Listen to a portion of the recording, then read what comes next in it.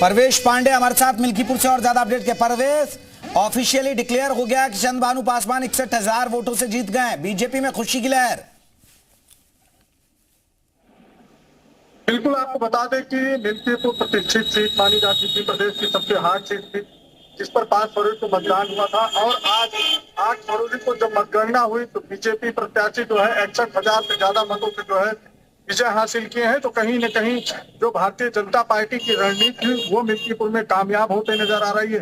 वहीं दूसरी तरफ जो पीडीए का फार्मूला था, पीडीए जो है समाजवादी पार्टी कर रही थी, वो असफल होते हुए नजर आई, क्योंकि बीजेपी के प्रत्याशी जो है चंद्रभान पासवान 61,000 से ज्यादा मतों से विजय प्राप्त किए हैं। कहीं न कहीं मुख्यमंत्री योगी आदित्यनाथ का जो लगातार दौरा था, इसी के साथ जो है 7 मंत्री और 40 विधायकों की जो फौज उतारी थी वो कहीं न कहीं कामयाब होती नजर आ रही है। इससे पहले हमने कई मंत्रियों से भी बात किया, विधायकों से भी बात किया, तो उनका साफ तौर पर यही कहना था कि सबका साथ सबका विकास का जो नारा है भारतीय जनता पार्टी का, हम लोग उसी नारे के हिसाब से काम करते हैं। और आज उसी जो लोकसभा में हार हुई थी, कहीं ना कहीं जो है वो समाजवादी पार्टी ने मतदाताओं को कंफ्यूज किया है। टकाटक कटाकट जो है ये सब और भ्रम फैला के जो है जो लोकसभा में जीत हासिल की थी।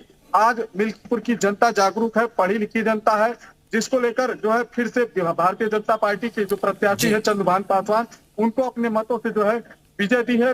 उन्होंने जो है मिल्कीपुर का विधायक चुना है। जी चलिए, ये तस्वीरें अब आपको दिखा रहे हैं। लगातार आपको बता दें मिल्कीपुर महाभारत से जुड़ी और हमारे सहयोगी हमें बता रहे हैं, ये देखिए जो आवास की योजना है उसमें बाधा लाने का बहुत प्रयास किया, लेकिन अपने लिए शीश महल बनाने में उन्होंने कोई कसर छोड़ी नहीं।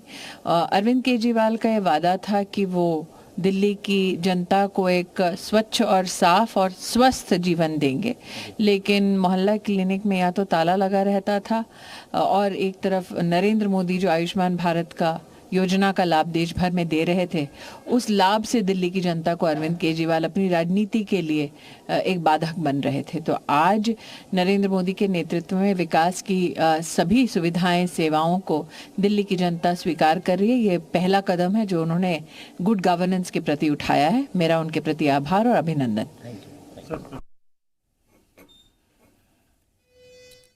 तो आपको बता दें, जीत पर लगातार बड़े नेताओं के रिएक्शन आ रहे हैं जो जीत हासिल हुई है, और हम आपको तस्वीरों के जरिए दिखा रहे हैं किस तरह का जोश है कार्यकर्ताओं में, बीजेपी कार्यकर्ताओं में।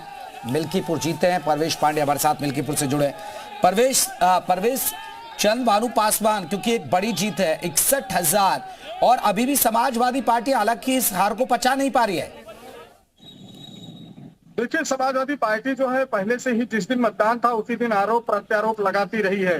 तरह तरह के जो है हैंडल पर, ट्विटर पर लगातार पोस्ट डालते रहे कि यहाँ जो है बूथ लूटे जा रहे हैं, बूथ कैंसिलिंग हुआ, तमाम ऐसे आरोप लगाए। उसके बाद जब मतदान हो गया दूसरे दिन जो है समाजवादी पार्टी के राष्ट्रीय अध्यक्ष अखिलेश यादव और सपा के जो नेता है उन्होंने जो है चुनाव आयोग को कफन भेज दिया, सफेद कपड़ा भेज दिया। और दूसरे दिन भी आरोप का जो दौर था वो शुरू था। उसके बाद बाकायदा घाट के किनारे सपा नेताओं ने जो है पिंडदान किया है चुनाव आयोग को। तो ये बड़ी बात है, क्योंकि जिस तरीके से उन्होंने आरोप लगाया और उसके आरोप लगाने के बाद उन्होंने कहा कि हमारी मार्जिन कम हो सकती है, उसके बावजूद हम मिल्कीपुर चुनाव जीते हैं।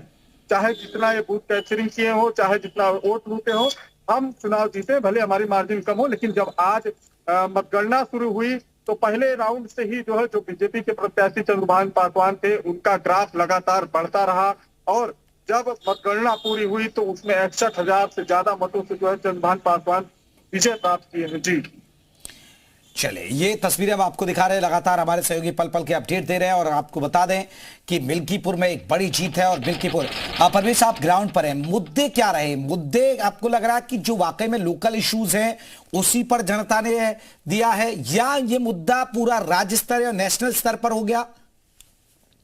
नहीं, ये मुद्दा तो लोकल इशू पे बिल्कुल नहीं था। ये मुद्दा कहा जाए तो केवल श्री राम जन्मभूमि राम मंदिर पर ये मुद्दा जो है पूरा बन गया था, क्योंकि जिस तरीके से बीजेपी ने जो है लोकसभा हार का सामना करना पड़ा। उसके बाद अवधेश जो प्रसाद सांसद हैं, अवधेश प्रसाद, उनको समाजवादी पार्टी के राष्ट्रीय अध्यक्ष अखिलेश यादव लगातार यहाँ से लेके दिल्ली तक, बल्कि यूं कहें कि वो ट्रैफिक के तरीके से उनको जो है सभी जगह ले जा रहे थे और बातें रख रहे थे।